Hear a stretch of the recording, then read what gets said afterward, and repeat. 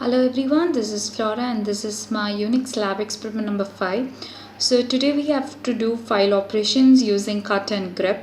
So basically grep is used to for search a kind of string that we given as input or any string that we ask it to search, and cut is used to only display a particular column or a row as required.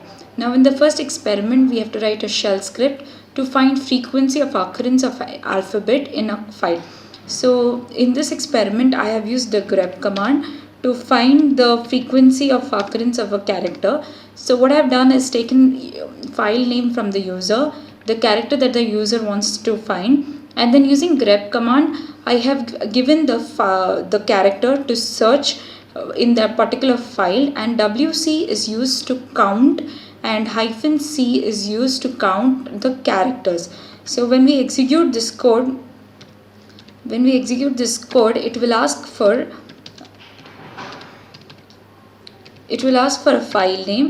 I already have a file called second.txt, and it will ask for any character that we have to search. Suppose if we have to search for character C, so then it will print the number of characters C present in that particular file. Next experiment is to write a shell script that when we give a user ID, it will tell us how many times the user has logged in on a particular session. So what I have done over here is I have again used the grep command to find the user, and then the cut command or to cut that particular row of the number of occurrence of the user. So I have used the who command to, if you see the who command, to retrieve that particular user. If it is me, the user is the one who is running the system. If suppose you don't want who command for the particular user, then you can pass the variable UID that we ask the user to input, and then the grep command to find that user, and count WC to count the number of times that user has occurred in the long list. So when we execute this command, it will give us the number of times the user has logged in. So when we execute this command, it will ask for a username. We input the username, and then it will print the number of times the user has logged in a particular session. The next question is to write a shell script that takes the user ID as argument and then prints out the person's name, its home directory, its shell and group number. And we are using the etc/password because that is the file that stores all the user's name, its home directory, its the shell script and the group number. So what we have done is what we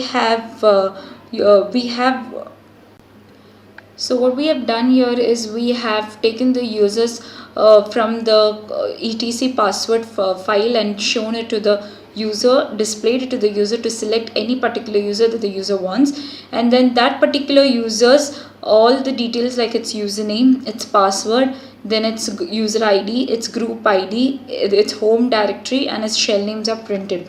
So that we have done using the grep command. We have found that particular user string, and then the cut command to cut that particular row and display only that detailed in the user's information. So when we execute this file, we'll for the user, for that particular user, it will ask whether we want for root or bin. Suppose if we do it for root, then it will print a username, the password, then its user ID, its group ID, its home directory, then the shell name.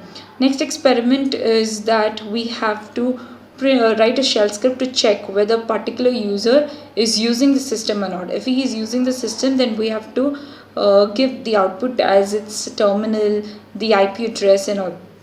So in this experiment, we have to again use the grep command to find that particular user, and once that user is found, and then we use the cut command to print only that particular row that the information is required to do. Now if we execute this command, we'll be getting the details of the username, then the terminal that the user is using, then the date or the time that the user has logged in. Next experiment is to write a shell script to print the number of occurrence for a given word.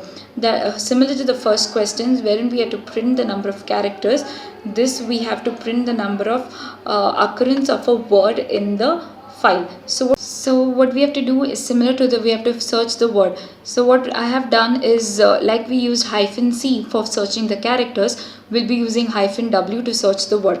So when we execute this query or this code, we'll be getting the number of occurrence the word has occurred in that particular file. It will ask for a file name, and when we input the file name, and then it will ask for the word that we want to check.